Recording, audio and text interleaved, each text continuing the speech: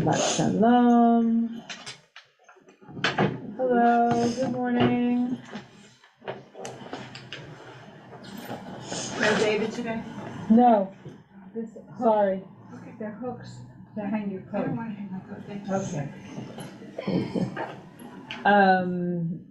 Shabbat Shalom. Morning, Roberta, Ashakai, and Daniel, Jay. Seeing little boxes come alive.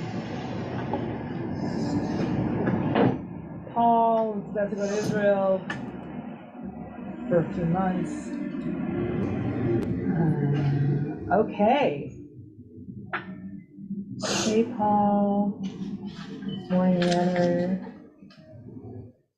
Good morning, Amy. Hi, Elliot. Hi. All right.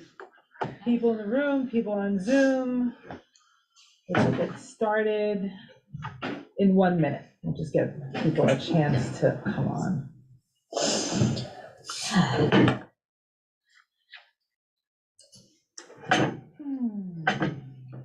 How is everybody in our 1 minute? I don't know about anyone else, but I slept well after that song, after that lullaby last night. Oh, that's I really sweet. slept for the first time, like. Really? Yeah. That's sweet. I wish it had that effect on me. We heard a beautiful, for those of you who weren't there, we heard a beautiful lullaby sung by Brielle last night during services. Really gorgeous. Hashkivenu became our lullaby. Okay, I think we're ready for our Torah blessing. Elliot, do you feel like reciting it this morning? Sure. Can you get yourself settled? No rushing. Okay. It's on the screen. Baruch atah Adonai Eloheinu melech haolam asher kitshanu b'mitzvotav v'tzivanu la'asok b'divrei Torah. Amen, amen. Blessed are you, divine source of the universe, who has sanctified us with your instructions and commandments and commanded us to soak in your divine wisdom. Okay, everyone, so this is Chesed Shabbat at Romemu. Welcome to Chesed Shabbat. That's our theme this weekend. And we've launched a considerable Chesed effort. And if you'd like to learn more about it, you can check out our webpage, romemu.org/chesed, CHESED. Yeah. So you can either sign up to give chesed or sign up to receive chesed if you need chesed. So here we are. It's the last two parshiot of Exodus. So that's exciting. We're finishing a book today. And before we begin, just a few ground rules. So I'd like to hear from as many people as possible. And in order to do that, we have these little timers, right? So I give people 1 minute and time is short. Sometimes I give people 30 seconds. So those are my timers. And if you can, please stick to the point. Like there's lots of stuff in the parsha, so I don't want to hear about things from other parts of the parsha. Like let's just try to, sort of build on what we're learning and the texts at hand. So I think those are the ground rules. And we're ready to begin. So I'm going to share my screen. Let's see.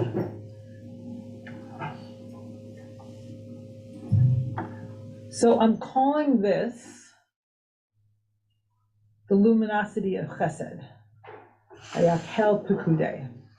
And the reason I do that is that these are two parshiot, and I talked about this a little bit last night, which are remarkably absent of whining on the part of the Israelites or anger on the part of God, right? And there's this amazing connection between the children of Israel and God. So we'll see more about that in a minute. But since we're at the end, I want to do like a little, take a step back, do like a little, sort of look at the literary structure of Exodus from from Sinai on, right? The second half of the book. So what happens, what happens is after Sinai, right? And after Sinai, we get the instructions for the sanctuary, right? So Moses is up at the mountain for 40 days and 40 nights, getting the sort of the blueprint, the details for what the sanctuary will look like. After that, we get the laws of Shabbat. Then Moshe receives the first tablets, and simultaneously down below, right, the golden calf is happening, right? So the Israelites are creating and worshiping an idol. And then, there's the shattering of the tablets, there's like this massive punishment, then there's the receipt of the second tablets, then Shabbat again, right? The laws of Shabbat again, and the building, the actual building, the execution of the sanctuary, of the blueprint of the sanctuary by the children of Israel. So if you see what's going on here, it's a kind of chiastic structure, right? Sanctuary, Shabbat, first tablets, golden calf, which is sort of the shattering at the center, right? And sort of the pivot through which everything kind of shifts, because we go from the first tablet to the second tablets, then Shabbat again, and from the ideal of the sanctuary to the real of the sanctuary, like the execution of the sanctuary. Okay, so that's this structure, and hopefully that will become more meaningful as time goes on in this session. So another way to say it is the second part of this chiastic structure is kind of a tikkun on the first part, and you'll see what I mean in a minute. So let's look at the golden calf.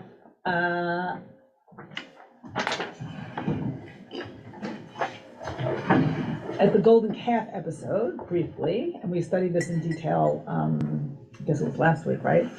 Vayar ha'am ki boshesh Moshe laredet min hahar, vayikahel ha'am al Aharon vayomru elav, kum aseh lanu Elohim asher yilchu lefanenu, ki zeh Moshe ha'ish asher helanu me'eretz Mitzrayim lo yadanu mehayalo. So when people saw that Moses was so long in coming down from the mountain, the people gathered against Aaron and said to him, "Come, make us a god who shall go before us, for that fellow Moses, the man who brought us from the land of Egypt, we do not know what has happened to him." So note that the word for gathered against is vayikahel. It's the PL form of the verb to gather. And basically, effectively, what the people are doing are they're ganging up against Aaron. When we studied this last week, a lot of people were critical of Aaron, which is understandable. Like, why is he, as a leader in Israel, helping them create a golden calf? On the other hand, I argued, one side of the fence, that, when you have a whole people ganging up against you, it's kind of terrifying. So one can understand, even if one would not excuse, maybe one would, maybe one wouldn't, why Aaron gave into the pressure. Okay, so now look what happens. On the other side of the chiastic structure, so this is right after we were given the instructions for the sanctuary, and right before the sanctuary is built is the second time this verb is used, right? The second time in the Torah so far, and it has a whole different context and meaning, and it's a different grammatical form of the same verb.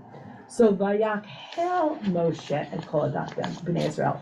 Moses then convoked or gathered the whole Israelite community, Vayomer Alehem, and said to them, "These are the things that Adonai has commanded you to do. Ela hadvarim asher tziva Adonai la'asot otam." So there's a few interesting things here. It's the occurrence of that word here and there in different context and different meaning. One has a negative meaning, one has a positive meaning. But the other thing is that here is the language of tziva, of command, which the rabbis, and actually the rabbis, and then in Hasidic teachings as well, right, parse that word to mean connection and attachment. And what's also interesting is that word tziva does not does not occur in the 10 Commandments, in the 10 utterances, in the Aseret HaDibrot. So let's see what we can learn here about the word mitzvah. So it's usually translated as command, but it also means connection, at least in Aramaic. There's not actually a Hebrew parsing of the word, and of course the Torah is in Hebrew. Relating to an Aramaic word, savta, right? Savta bichibur, cleaving and attachment. Cleaving and attachment, the connection with God, that is the effect of doing a mitzvah. So we think about it often as sort of being compelled, but here there's kind of a shift in meaning, a shift in the force of command to an opportunity to connect for a human-divine connection. In Hasidic teachings, the word mitzvah itself, which literally means commandment, is said to derive from this root word meaning attachment. And this picks up on something else. So when the children of Israel are standing at Sinai, right, it's a big, overwhelming experience. And I've taught again and again because I find it so fascinating that having heard these 10 utterances, the people are terrified. And they say to Moses, don't speak to us. Don't let God speak to us, lest we die. You speak to us, Moshe. It's too much for us. And note that the word commandment does not occur in Aseret HaDibrot, in the 10 Commandments, right? That word possibly is. I mean, I haven't done like a survey of the Tanakh, right, where that word occurs, but maybe that word really is connecting as opposed to a unidirectionality kind of, relationship. The other thing about the experience at Sinai, like the Midrash picks up on that experience and says that Bnei Israel were like the way they experienced Sinai was like a mountain was being held over their heads. And God's saying, you do this or you die, or I'll drop this mountain on you. So understandable that the children of Israel had a reaction to that kind of experience. Okay, so again, we're thinking about the literary sweep of the second half of Exodus, for those of you who came in late. And we're going from the ideal of the sanctuary, right, the details that Moshe receives up above, to the occurrence of the instructions for Shabbat, to receiving the first tablets, to the golden calf. And the other side of the chiastic structure, we go back to Shabbat. I'm sorry, the receiving of the second commandments, Shabbat, and then the building of the tabernacle. Okay, so let's look at the Ramban. Vayakel Moshe et kol adat b'nei Israel. So Ramban is commenting on the actual building of the sanctuary. Yichlol kol adat b'nei Israel ha'anashim v'hanashim. The expression of all the congregation of the children of Israel includes the men and women, for all donated to the work of the tabernacle. Now, our parsha is very specific in including men and women. It's surprisingly and unusually egalitarian. Ki kulam hitnadvu b'melechet hamishkan, because everybody contributed to the work of the Mishkan. V'hinei Moshe achar shetziva la'Aharon v'hanatiim v'kol b'nei Israel Hanashim kol asher diber Hashem ito b'Har Sinai acharei shivur haluchot. Thus Moses, after having commanded Aaron and the rulers and all the children of Israel, the men, all that the Eternal had spoken with him in Mount Sinai, following the breaking of the tablets, after he had put the veil on his face. So Ramban is basically listing all the things that happened, right? Again commanded that the people be assembled, whereupon the whole congregation gathered to him, men, women, and children. Chazar v'tziva v'hakilu elav kol ha'eda anashim v'nashim. Okay, so now we're being sort of located in time and also in space, that everybody, right, is being gathered by Moshe. The whole congregation, including men, women, and children. Yitaken shahaya zeh b'yom macharat riduto. So this could have been the day after he came down from the mountain after receiving the second tablets, V'amar l'kulam inyan hamishkan, and he told everybody, because the Israelites didn't yet hear, right? The first time he received the instructions for the tablets, the Israelites didn't hear those instructions. It was between Moshe and God. So now Moshe's telling all the Israelites, Asher nistadeh bo mitchila kodem shvor haluchot. So now this is the point. After he gets down the second time, he's sharing this information with the Israelites. He kevan shenitratzel lahem hakadosh baruch hu v'natan lo haluchot shniyot.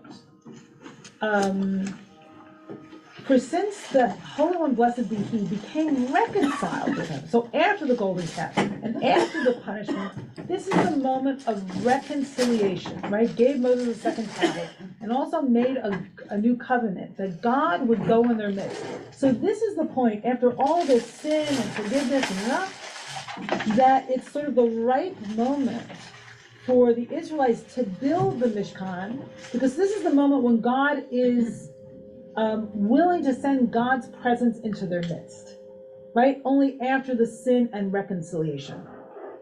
And then it says, it's like a new covenant, that God's presence would go in their midst.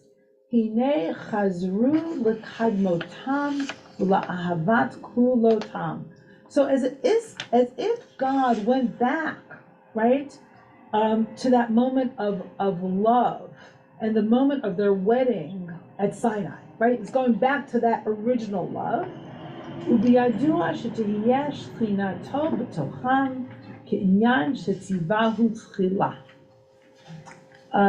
it was obvious that his presence, that God's presence would be in their midst, just as God had commanded him at first, even as he said, which happened much earlier, right? And let them make a sanctuary that I may dwell amongst them. Vasuli mikdash v'shachanti b'tocham. V'lachen siva otam Moshe ata b'chol mat shenitztaveh mitchila. Therefore Moses now commanded them all that he had been told at first. So basically what the Ramban is doing here is explaining why the Israelites are receiving the command to build the sanctuary now, because now is a time, finally, when God is willing to send God's presence with them and in their midst after the reconciliation, right, after the sin of the golden calf. Does that make sense? I'm wondering if I've lost people. Questions, comments? Yeah, word. Well, it's almost as if to say there's a wound, there's a trauma, and then there's a repair. Exactly. There's a wound, there's a trauma, and there's a repair. And God self threatens Moshe, like, I'm not sure I'm going to send my presence with you.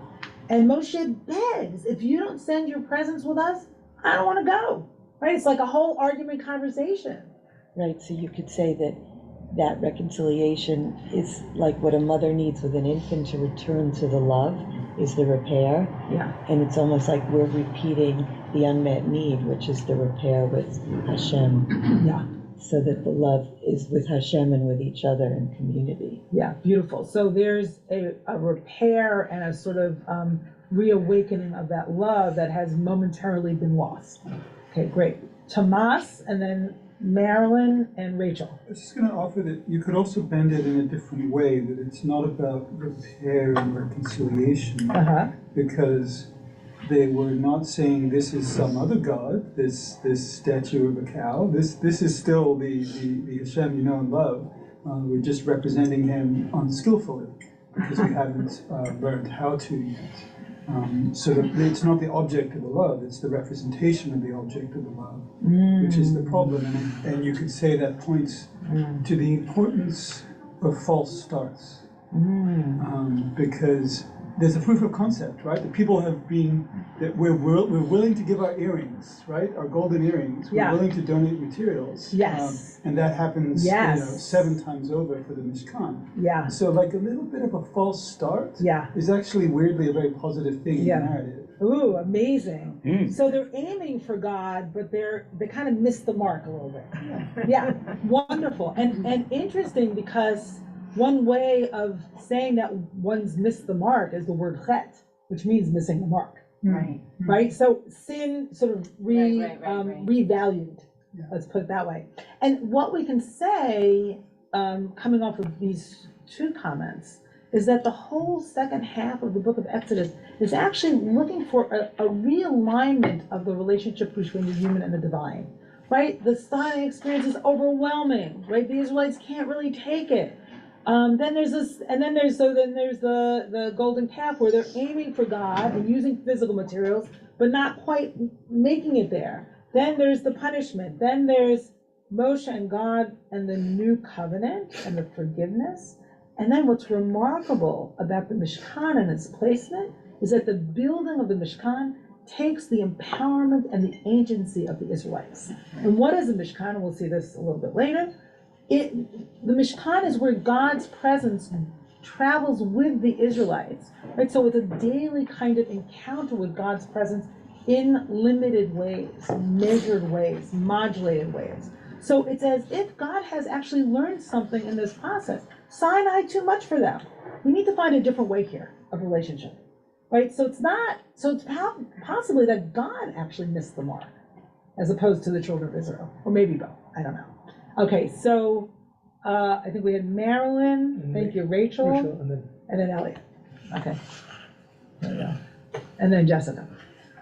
Marilyn.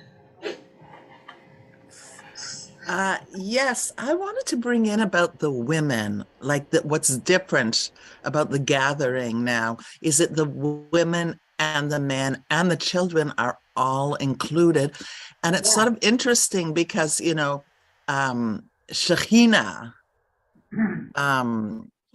Shahanti, I will dwell among you is the same word as Shekhinah, which is sometimes translated as the feminine aspect of God.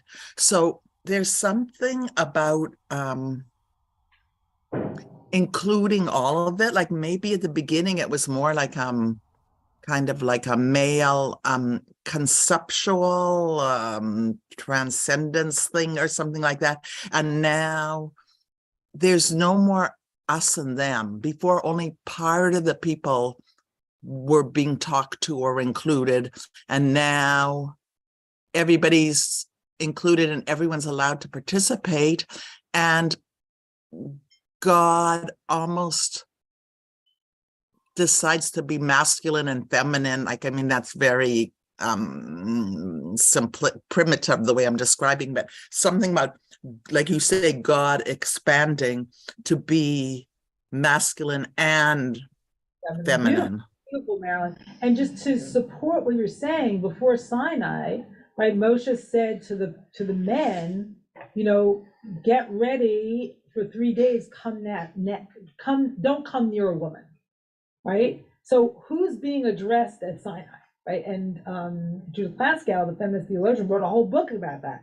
Who's standing at Sinai? And she called it standing again at Sinai, right? Which is another way of repairing. Okay, so hold on, Rachel, Elliot, and then we have Jessica. I can't hold any more heads in my head at this moment. I see you, though. I see you, and I'll get to you. Okay, Rachel. Well, I want to say this gently. Uh-oh. Great love and humility. I'm scared. Or you should be. I am too. What the heck are we going to do with what happens later on and constantly?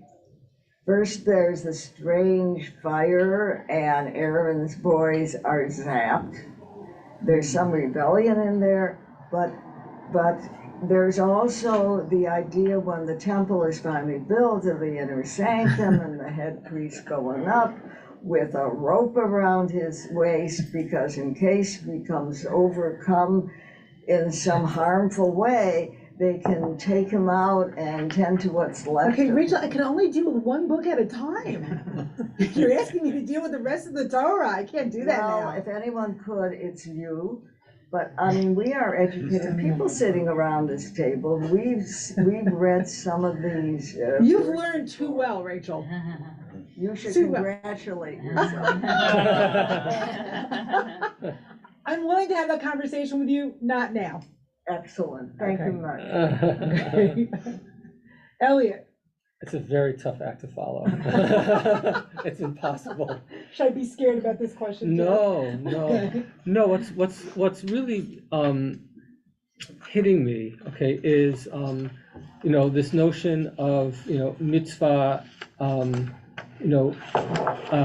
having a connection, okay, Yeah. to the root for connection and attachment In Aramaic. in Aramaic, Yeah. okay, but there's an interpretation about that. Yeah, exactly. Right, and then there's here in what you've put in italics, and let them make me a sanctuary that I may dwell amongst them. Uh-huh.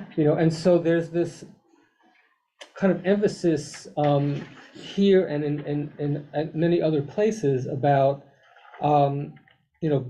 God dwelling in our midst, keeping God before us, God being near to us. There are all these different ways, and just to bring it back to our theme, okay, for the Shabbat of Chesed. So I'm just thinking that as we connect with one another, okay, on a human scale, which is as we connect human to human, and there's an opportunity for that in every moment, right? That's how one way we draw near to God. And that's what's given to us. Yeah, that's so beautiful, and that really captures Levinas's theology, who says that we're commanded by the face of the other. Right. Yes. Right. Right. So that's where we can experience that kind of command, Yeah. command and connection. Right. I am compelled by you. Yes. Right. Elliot sends me an email. I have to write him back. Not everybody, but no, Elliot, yes. I'm compelled. I am commanded. And there's that opportunity for connection. Yeah. Yeah. And then just one other thing, just in terms of the sort of the opposite of this, it's Pharaoh. Okay, it's Pharaoh, who basically is deaf and dumb. Okay, to it's that kind of like just refusing to make that connection. Refusing to hear. To hear or to say anything. Yeah. Nothing. So it's like that to me is like the antithesis of what we're really commanded to do, which is, as they say, only connect. Yeah. Only connect. Beautiful, thank you. Yeah, and we're getting to Chesed. Is that a hand up? Okay. All right, so here's the lineup, and then that's it, and then we're going back to the text. Okay? So I see Jessica, Batia, Ronnie, Amy, Stuart. I'm really going to ask people to be concise because I do want to do some more text. Okay, Jessica. Hi, Shabbat Shalom. This is a little bit selfish because I want to concretize and ground the transmission of what Tomas said a few moments ago. So, so I can have a good day. So this notion that the people, that all of us, we're looking for God in the golden calf, just shifts. It's a tiny but huge paradigm shift to think that we're all seeking God, that the golden calf is not a bad thing, it's a misstart, and that we have all these misstarts constantly by shifting our focus from divine love to golden calf love. And I've done it myself many times in my life, especially in the business that I was in. It's all about the golden calf. It's all about the applause and the gold. So it just offers so much compassion, empathy. And I think of that line in Leonard Cohen's, if it be your will, here we are, your children in our rags of light, in our imperfect and seeking souls that make mistakes, but aren't bad or evil, or just are trying and sometimes misstarting. So thank you, Thomas. Thank you. Thank you. Forget the perfect offering is part of that message too. Yeah, forget the perfect offering. Yes, and to celebrate the crack. Where the light gets through. Which is to take it back to chesed, all about chesed, right? Receiving what is imperfect as it is as perfect. Okay, Batya, and then I think Lonnie, Amy, Stuart, and that's it for now. So the realization that the involving everyone in building the Mishkan led to the transition and the connection of all together. That there wasn't so many, so that really took care of that by involving everyone. Absolutely, And that's a absolutely. good thing to remember. Yes, I think. involving For me. everybody. Love that. Thank you. For all of us. For all of us. Okay, Ronnie. Shabbat shalom, everybody. This is a brief comment. I don't know if I'm the only one who, I still have the share screen text, so I can't see all of your beautiful smiling faces. There we go. Okay, and what I did want to say is I'm struck in the chiasmic structure that you pointed out by the constant push and pull of this relationship. It's a dance that goes on and on, like any relationship. You get closer, you have a fight, you pull away, you regret, you find a way to reinvent it, you come closer again, and Hashem coming down to dwell among the people is almost a way of his being humanized so that we can get closer, because the divine is something that we can't really hope to approach. And this so relates to what Rachel said. Absolutely. And it's an instantiation of Tzimtzum, right? God contracting God's presence, or God's self, in order to actually abide with the people. Right? And the other understanding of Shekhinah, just to Marilyn's point, is the indwelling presence of God. And we could also say the feminine presence of God. Okay. Amy and Jay, I'm going to push you off to a little bit later. I hope that's okay. Okay. Amy. Hi, I just want to say can you hear me? Yeah. In your text, it talks about returning to the love of the wedding. And I'm just trying to figure out, in your mind, at what point in the story did the wedding take place? Because I don't remember a mention of this is the wedding between the Jewish people and God. And I just wondered what you thought was the wedding. Yeah, I don't think anything's a wedding, but according to the rabbis, Sinai is a wedding. Sinai is a wedding between the Israelites and God. So Okay. it's interesting because on one hand, the rabbis are imagining it as like a mountain held over the heads of the Israelites. On the other hand, it's the moment of wedding, and the whole wilderness experience, also in the minds of the prophets, right, is the honeymoon. It's like it's the love affair. So the engagement period was from the plagues through to crossing the sea and getting on the other side. Yeah. I think it's probably the end of, I forget, chapter 2 or chapter 3 in Exodus, when it says that God hears and notices and knows the Israelites. Yeah, good question. Thank you, Amy. Okay, Stuart, and we're going on with some text, and then we'll get to Jay. Okay. Well, Shabbat Shalom, everyone. A couple of things here. One is the fact that the people were giving over I guess mostly the women were giving the gold, that the gold was actually taken from the Egyptians, a lot of that gold, wasn't it? So here you're taking... Yeah, the Israelites despoiled the Egyptians, and see what happened. So that gold, now they're wearing it and they have a certain feeling about it. Now to have to give up that gold is a letting go. It's a whole, to me, that's a spiritual experience. For the calf or for the sanctuary you're talking about? For the calf. Yeah. Aaron's asking them to give up what you took from the Egyptians, and this is your example of your freedom and what you had, all the pain that you had to go through. Now you're giving this up. So I'm kind of along with Thomas, like, wow, that's a powerful experience in itself, to have to give that up. Right. And then so that's one thing I'm getting out of this. And then the other thing is I always bristle. I don't know how other people are. I have a rebellious in me. I never like the word commandment.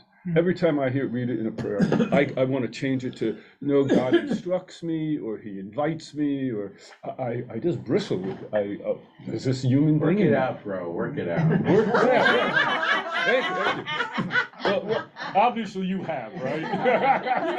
Working on it. You No, were, no, oh, no, yeah. no, I should Tony talk has to worked you. everything out. Now that we all understand that. So can we move all. on. Okay, Stuart, I think it depends, and this goes back to Elliot's point from before, how do you understand command, right? Is it an opportunity for connection? Mhm. Is it being compelled? And I don't mind the compulsion so much because I feel like, life is full of compulsion. Like I wake up every day and I'm compelled to do this. So how are you experiencing that being compelled in your life? Well, the whole is change with attachment, and there's a relationship and a connection. It's more like an I-thou relationship, which for me is like in the Shir HaShirim, the whole message of that was that it's in the breath. Right. Like so that we're that intimate with Hashem. Every time we take a breath in. Yeah, beautiful. So I think can the hear question it, we is can the feel the mountain breath. hanging over your head? And there's a or marriage. is it a marriage? Is it a love story? Or, all the points in between. Okay, I'm gonna go on. Okay, let's see. Okay, so this is remarkable in terms of, again, the chiastic structure. So after, I'm sorry, I'm just trying to remember. Yeah, let's go back up here for a second. Okay, so, yes, okay, so after Moshe receives the instructions, the blueprint for the sanctuary, this is what we see, okay? Vaya'al Moshe el hahar v'yichas ha'anan et hahar. When Moses had ascended the mountain, the cloud covered the mountain. Vayishkon kvod Adonai al har Sinai, yichasehu ha'anan sheshi yamin, vayikra el Moshe bayom hashvi'i mitoch ha'anan. The presence of Adonai abode on Mount Sinai, and the cloud hid it for 6 days. On the 7th day, God called to Moses from the midst of the cloud. So Moshe sort of before the cloud for 6 days, right? Now the presence of Adonai appeared in the sight of the Israelites as a consuming fire on the top of the mountain.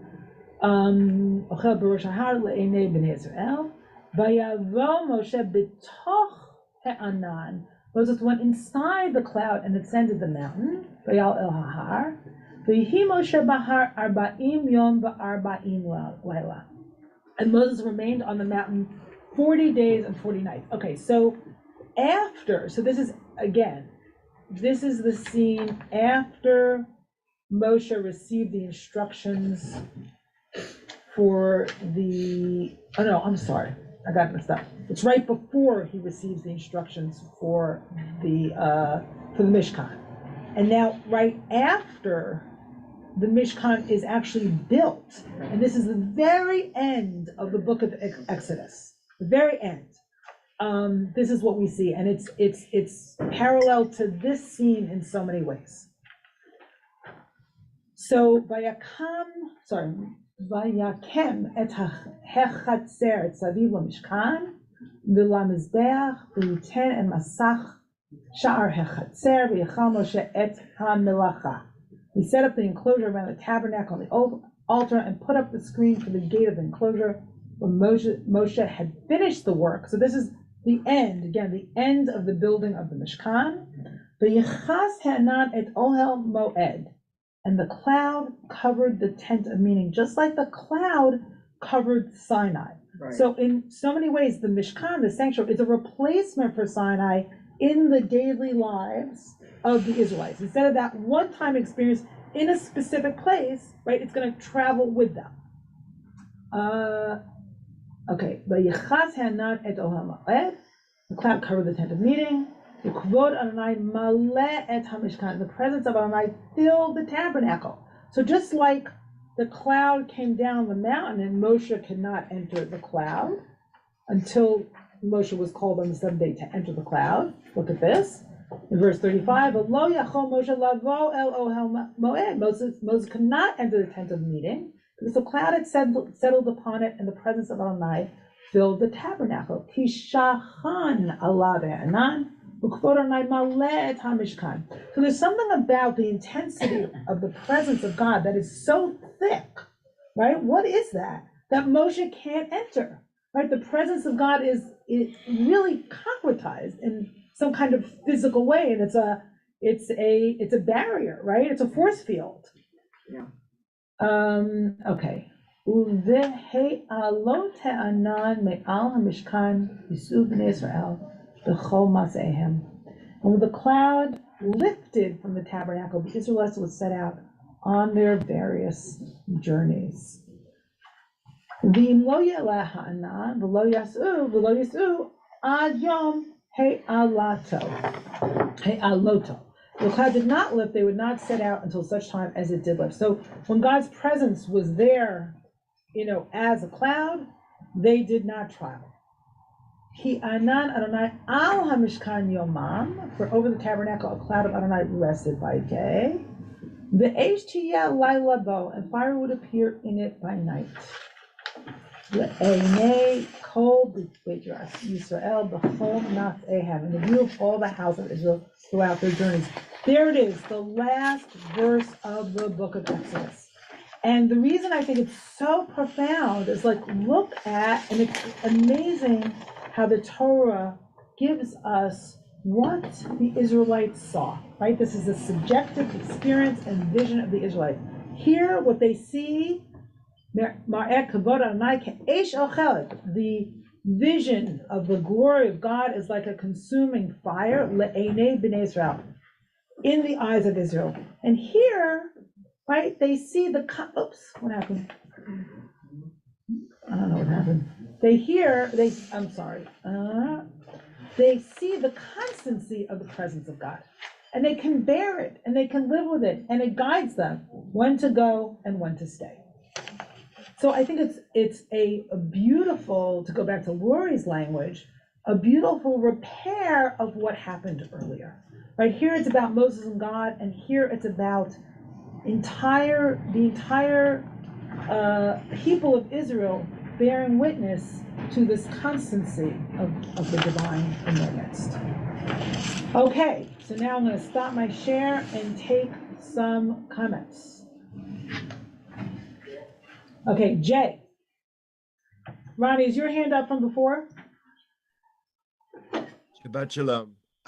Actually, the benefit of waiting, I did want to also comment the whole issue of Betoch Ha'anan, which you've quoted from Mishpatim, the end of Mishpatim, then in the beginning of Truma, you have Betocham. So the being in the cloud is too ethereal. God had to be in something concrete among the peoples, which then is also picked up in your quote of Exodus 40, which I think is interesting.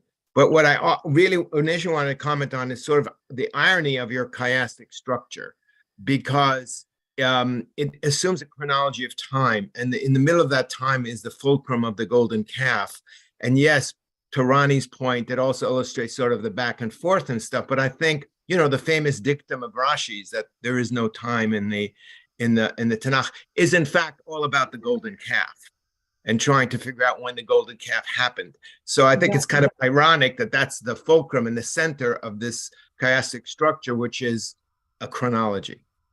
But I'm missing, what's the irony exactly? Well, you have the fulcrum of a chronology when a sage says there is no chronology. I see. So I think, a few things. I want to go back to your use of the word ethereal and connect it to Tomas's point from before. So, the ideal of the sanctuary and the blueprint of the sanctuary, and Moshe and God up on the Har, up on the mountain, the Israelites down below, sort of with nothing to hold on to. Of course, they turn to this concrete object, the golden calf.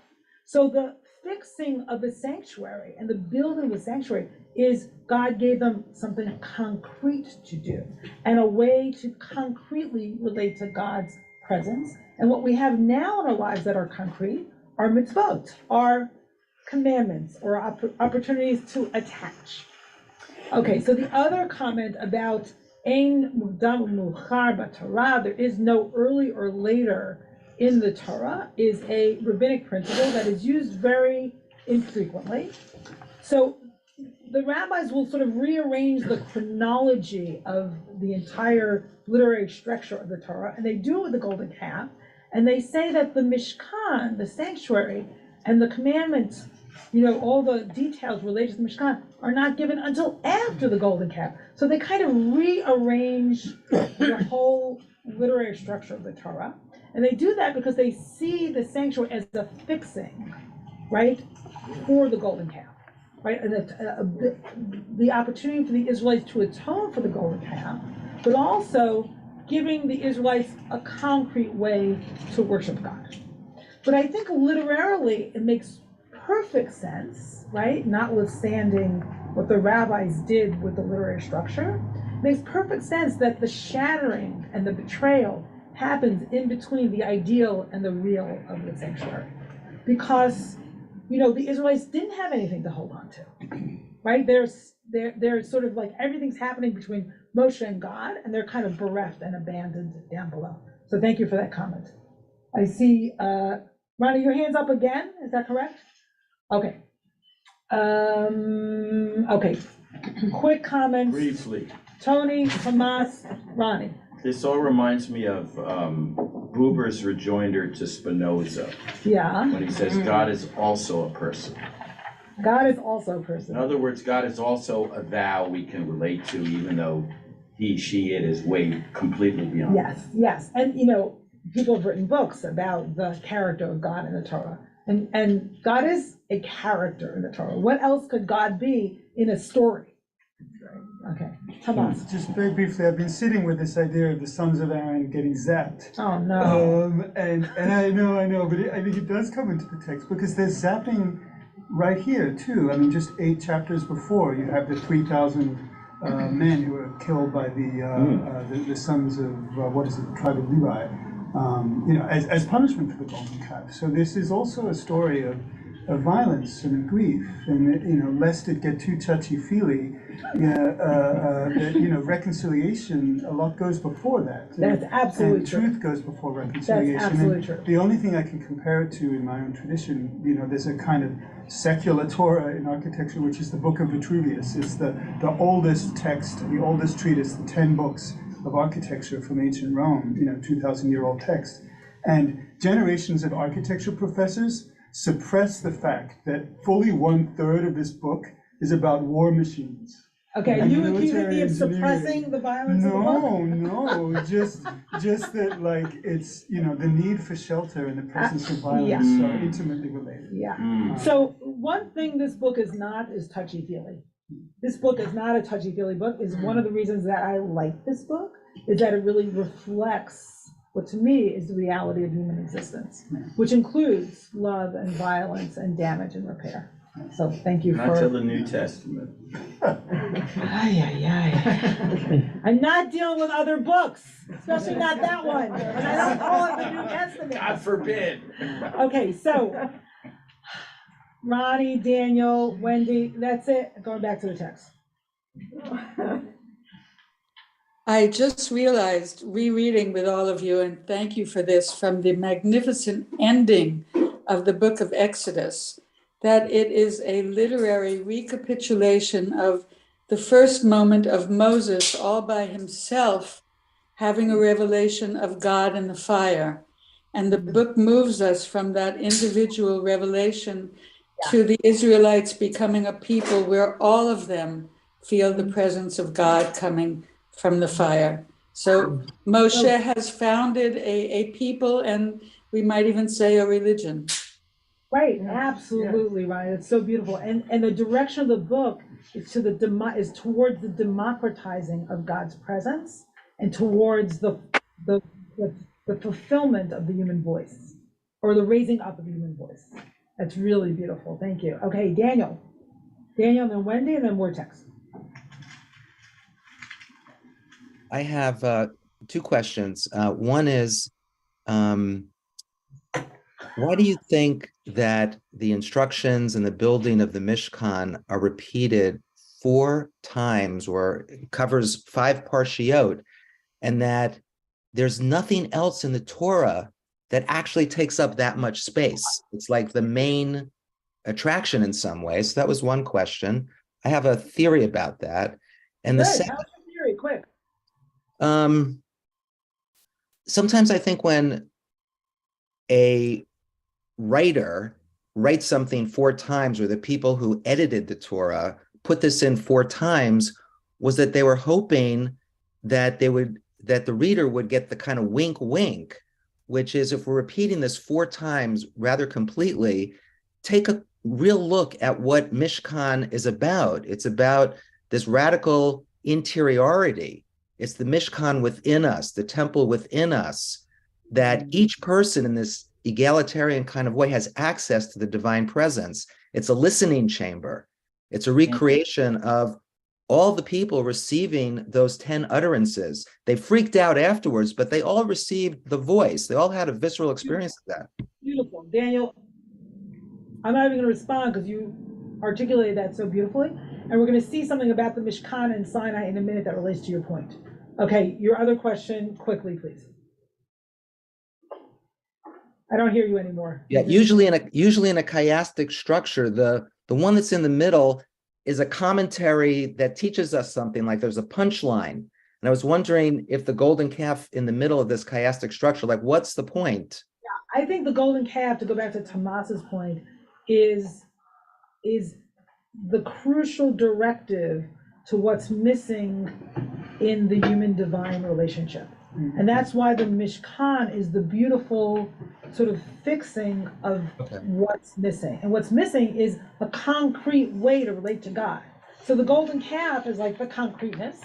And then the instructions for the Mishkan to Moshe, right, are like, it's just like, it's all literally in the heavens. And he needs to be brought down to earth. Right? Okay. Torah is about what's brought down to earth. Okay, I think we're going on, right? Oh, I'm sorry, Wendy and Laura, I'm gonna call on you later if there's time.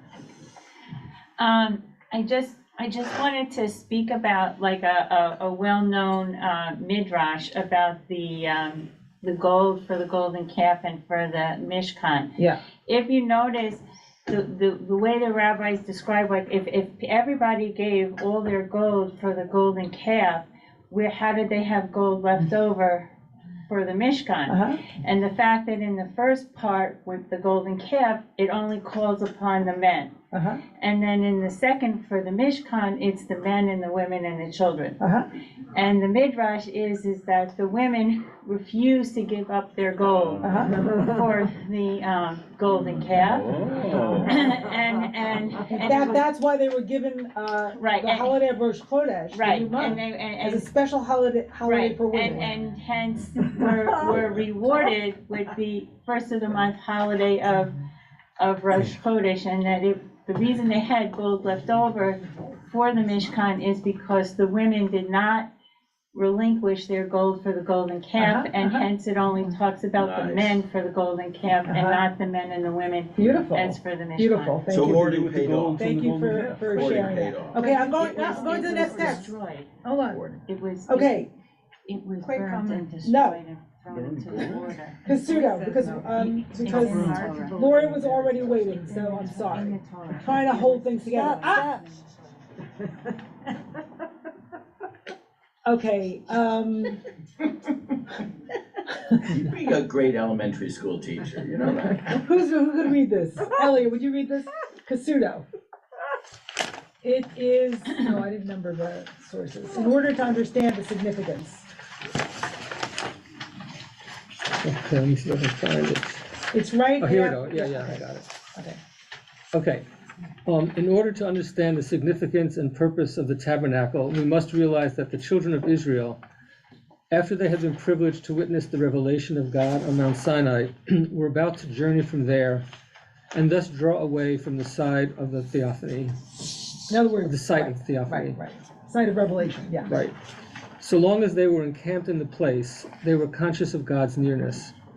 But once they set out on their journey, it seemed to them as though the link had been broken, unless there were in their midst a tangible symbol of God's presence among them. It was the function of the tabernacle, literally dwelling, to serve as such a symbol. Not without reason, therefore, does this section come immediately after the section that describes the making of the covenant at Mount Sinai. Should I go on? Yeah. The nexus between Israel and the tabernacle is a perpetual extension of the bond that was forged at Sinai between the people and their God. The children of Israel, dwelling in tribal order at every encampment, are able to see from every side the tabernacle standing in the midst of the camp. And the visible presence of the sanctuary proves to them that just as the glory of the Lord dwelt on Mount Sinai, so he dwells in their midst wherever they wander in the wilderness. This is the purpose of Scripture 25:8, when it states, "And let them make me a sanctuary, that I may dwell in their midst." So here the focus is taking what happened in one particular time and place and making it daily and a part of the life of a people. Okay, can someone else read Jill Hammer, and then I'll take a few more comments. Someone else in the room? I'll do it. Okay, Elizabeth, good. There are two modes of revelation in the Torah. One mode is that of Sinai. Revelation comes from a mountaintop in the form of laws and principles. The laws treated everyone equally. It is a transcendent law, divine in origin, and descends to touch every member of the covenant with its truths. The other mode is that of the Mishkan, the tabernacle or sanctuary. As the Israelite peoples built the Mishkan, the shrine they will carry through the wilderness, they rely on their inner wisdom and individual gifts.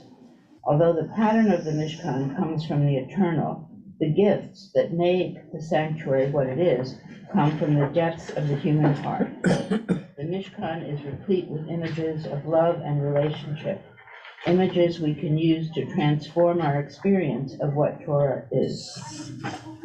Both of these models appear at the beginning of Parshat Vayachel. Moses assembles the community and reminds them of Shabbat. 6 days you shall work, and the seventh day shall be for you a holy Sabbath. Whoever does work on it shall die. Yeah. Moses is communicating in the mode of Sinai, in which law is paramount. You have Moses then moves to the second mode, that of the Mishkan. He says, "These are the things God has commanded. Take from among you a gift for the eternal. All those whose hearts are willing shall bring a gift for the eternal." The tabernacle cannot be built only according to law. It must be built by those whose hearts are willing. Okay, I think we can stop there. So that point that there are two modes, according to Rabbi Jill Hammer, the mode of Sinai, like coming down from above, and the mode of like willingness, right? Which might respond, Stuart, to your point about commandment. Okay, I'm gonna stop my share. I see your hand. I'm gonna call on people who haven't spoken yet, and then Lori and Batya. Okay, Roberta and Richard, Lori and Batya, and then we're going to wrap with a little blessing for someone who's about to make a special journey. Okay. Shabbat Shalom. On our Chesed theme, I'm just taking in how the entire book of Exodus is a heart sandwich. Starts out being really clear that the journey out of enslavement, the journey to freedom, is a journey to open the heart, and that this is so core to the whole endeavor of Torah that it's working on the Pharaoh heart, like, the most hardened, and then, moving into how central in the building of the Mishkan is the heart. So just getting that new take for myself on the book of Exodus. And then just other real quick, I'm also really taking in the contrast between building the pyramids, right? The work of the enslaved, and building the Mishkan. And we could just go through every element. It's like what you said, no complaining. I mean, just the whole thing. So taking in that too. Beautiful, thank you so much. That relates to Daniel's point as well, as like, moving from the place of human subjectivity. Okay, Richard.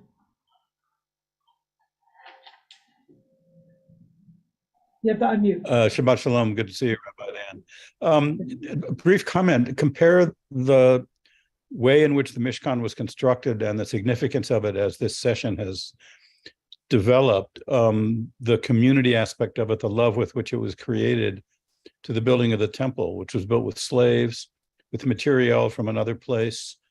The story of the construction of the temple is terrible. by comparison with the construction of the Mishkan. Now, I don't know what lessons on the long term that teaches us. We could get political. I won't go there today. But the storylines are so unbelievably different that it constantly reminds me of how significant and important the way in which a community builds itself, if the Mishkan, at least in part, is a symbol of a community constructing its own environment, how important that is compared to what happened with the construction of the temple. Beautiful. I mean, beautiful and powerful, and relates before to Tomas's point about, the violence in the tradition and, the disturbing elements. And also, to what we were reflecting on before, I forget who said this, but the uneven, I think Ronnie said this, the uneven progression of the relationship. It's not all, it's not all progress, right? It's back and forth, damage and repair. I mean, this is like the best we can do, right? We're human beings. So while the way the temple was built is sad, and I hope that we can hold this blueprint of the Mishkan, right, as Dan was saying, internally, so that we can replicate it perhaps in our own community. And I'm also struck Thank you. I think that's correct. How the direction in Exodus is not only towards democratization, but towards chesed and partnership. Okay, Batya, Lori, and then we're wrapping. I just want to say I love when God commands, because I grew up very undisciplined. She's a command junkie. I grew up very undisciplined, and if God commands that I love myself, then I have to listen. Beautiful. Wow. Okay, Lori, which is where you heard that, Stuart? Where we be? The place where we be at, Lori. Different childhood. So it says the tabernacle cannot be built only according to the law, but on whose hearts are willing. Yeah. And then it says every single Israelite becomes part of the process of putting it together. Yeah. So I just want to say that we're in the last generation, and the reenactment that's happening in Israel and in the United States right now is the reenactment of the fact that if we don't stand at the table in the middle of the conflict with our hearts connected, we are not going to bring revelation back to the planet. So there's a seriousness about what's happening politically and spiritually, and that and the fact that Americans are going to speak up for Israel now because we are one people. The United States and Israel are connected, and we're right in the middle of the crisis of will our hearts come back together or not? Okay, Lori. Amen. Right, stand up for the viability of democracy. Thank you. Wow. So I want to conclude first by giving Paul Solomon a blessing for his journey to Israel. He's about to go there for, I forget, how many months? 3 months? I can't hear you. Unmute yourself. Unmute yourself. He knows. For 5 months. 5 months. Going to an old pond, we'll be doing different exciting things.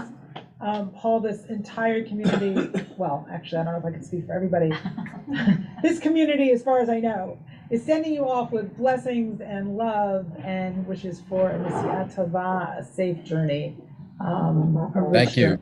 Thank you. And what Richard and Lori said is what's been in my heart and mind, that we are continuing to create community in our larger Mishkan. And will you still tune into Open Book? I don't know. We'll see. I hope so. We hope to see you. I'll try to. I want to finally bless this whole community with chesed, with the ability for all of us, with our willing hearts to build, a unified and connected community. Shabbat Shalom. See you at services, and see you maybe in our lunch and learn.